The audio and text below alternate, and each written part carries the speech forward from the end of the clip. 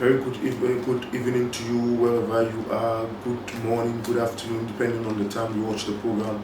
This is Fauzan Harun Channel Sports, and today we are analyzing the post-match game involving Chelsea and Norwich City. And Chelsea and Norwich City, a 1-0 win for Chelsea for that matter. And congratulations to the boys for winning the match despite the difficult period we are in.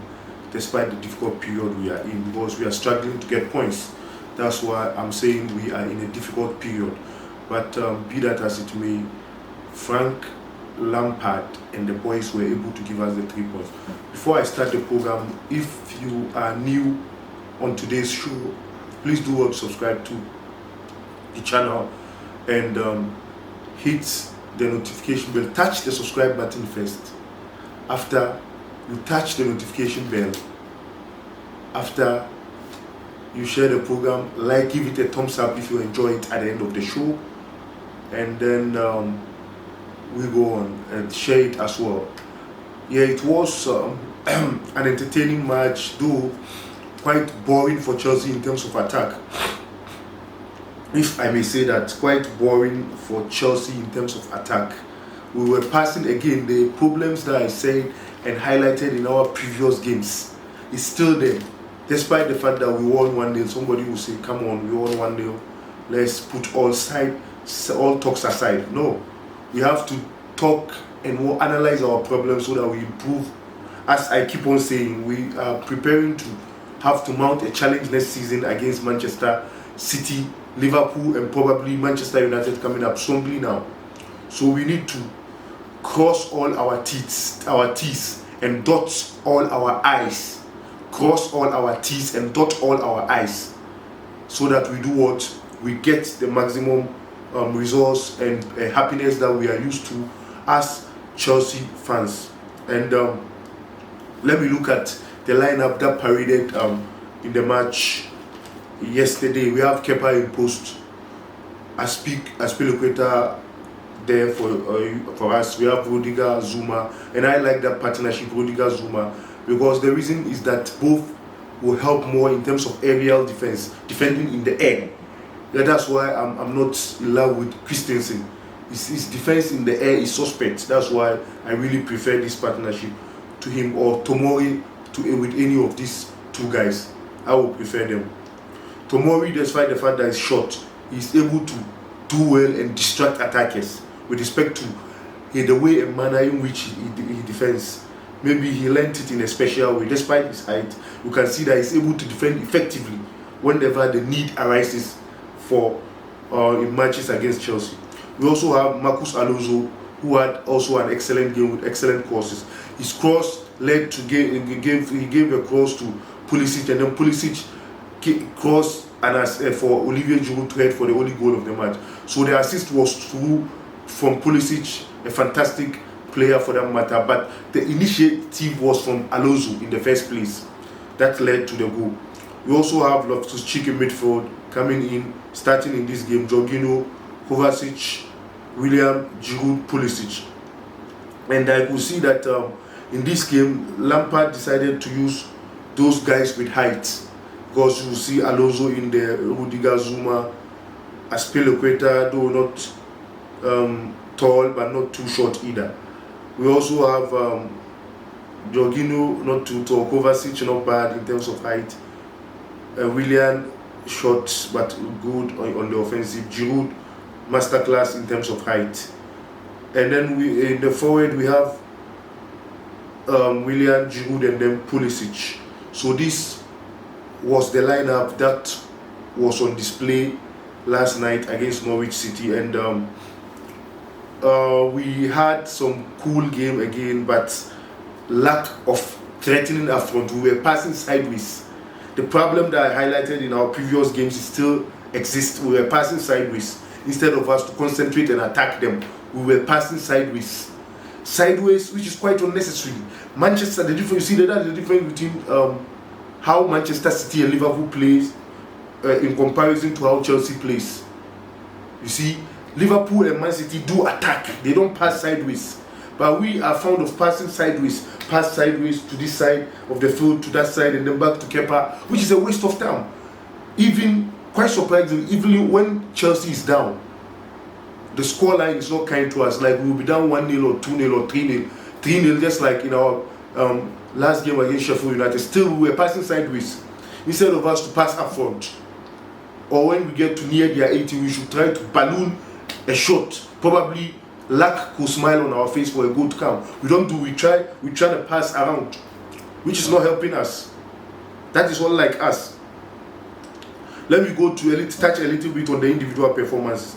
Kepa was virtually on holiday. Our defense didn't allow any shots on goal. The only shot on goal came to him was one. It was, I don't think it was any serious shot for him to be concerned about. So he had a cool, calm game. Hence, he didn't falter that much. You know, Kepa falters whenever he received so much of the ball. In this game, the defense shielded him well. There wasn't any pressure on him, so he had a field holiday. He had a good day in the office for that matter. If not even the better or best, he had a good day in the office. Aspilicueta, quite calm, also did well. Rudiger, Zuma were fantastic. Rudiger, Zuma were fantastic in marshalling the defense. Hence, that's why I said Kepa had a holiday. He wasn't bothered so much because of the solid partnership between Zuma and Rudiger. They had a fantastic partnership. Hence, the keeper was on holiday. And then we look at Marcus Alonso. He also had fantastic day. So the crosses were coming in here and there, quite fantastic. And that's what I like about Alonso. Remember, in I think one of our games, against West Ham, we lost 3-2, and I think he was substituted or something like that. And I came on my next program here on this channel to say that we still need Marcus Alonso before his contract runs out. He is shipped out. No, not necessarily his contract. The team, I think, news I'm gathering is that probably he may want to move to Italy, one of the teams in Italy or somewhere else. So we have to maximize his last days. Make sure we get so much from him in his last days to benefit Chelsea cause. So that is why I'm saying he should still be given some minutes, because up front he can contribute a lot. And yesterday was not surprising, though he didn't get the goal or assist. His goal, he gave the guy Pulisic who gave the assist to Giroud. The ball was from Marcus Alonso to him before he finally crossed for Giroud to head the ball into the net for the only goal of the match. Hence, Alonso's contribution can never be underestimated in this game. Also, let me look at the performance of Loftus-Cheek. Again, he was calm but doing some runs in and there. I think, I don't know, coming back from injury, Loftus-Cheek, I'm still yet to see the best of Loftus-Cheek. Maybe he's too careful with his legs. Probably I may understand him, because a player who got a long injury and stayed at home whilst watching other players on TV to play, will be careful when coming back. But still, he's paid to play for us, so he has to make sure that he does what he's supposed to do. He's too careful, that's what I say. He's a good player anyway. Jorginho, fine, wasn't bothered so much. Well, most of the game, remember, Norwich were defending, so they didn't bother us that much. Kovacic also quite calm in this game. Willian, Giroud, Pulisic. Willian was doing the runs as usual. Giroud had a fantastic day. Got the only goal for us. And then Pulisic as usual. This guy doesn't disappoint. He always puts in the best of performance. Even when Chelsea is losing, he puts in his best for the team. That's what I like about Pulisic. He puts in his best for the team even when we are losing. So let me look at a little. So even some tabloids gave Olivier Giroud the man of the match. I think they are not too far away from being right, because I will settle on either him or Pulisic as the man of the match in this game. And then let me look at, we had again 67% of possession, quite unnecessary. If you receive so many of the balls and you can't attack your opponent, you decide to pass sideways, it's not good.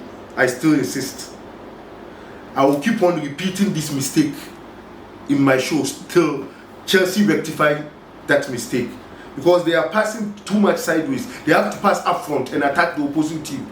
That's what we want them to do to get more goals. We don't want them to be passing sideways. That's not what we want them to do. We had 41 crosses again. 41 crosses, and still we had only one goal. Too bad. Not so much defense on our back line, as I said. Not so much defense, and so they were on holiday for that matter. Before I sign off on today's show, I will please urge you to subscribe to this channel if you haven't done so. If this is your first time, please do subscribe to the channel, touch the notification bell so that you get an alert whenever the program is on, and then send in your comments so that I will see that you are watching the show, and then share the program as well on other social media platforms for others to equally enjoy the show. Let me see what is left before I wrap up. Yeah, I think this is where I will draw the curtains down on today's show. Thank you very much for joining me on the show. Hope to meet you some other time, God willing. Take care of yourself and stay blessed and stay safe in this coronavirus period. Cheers. God be with you.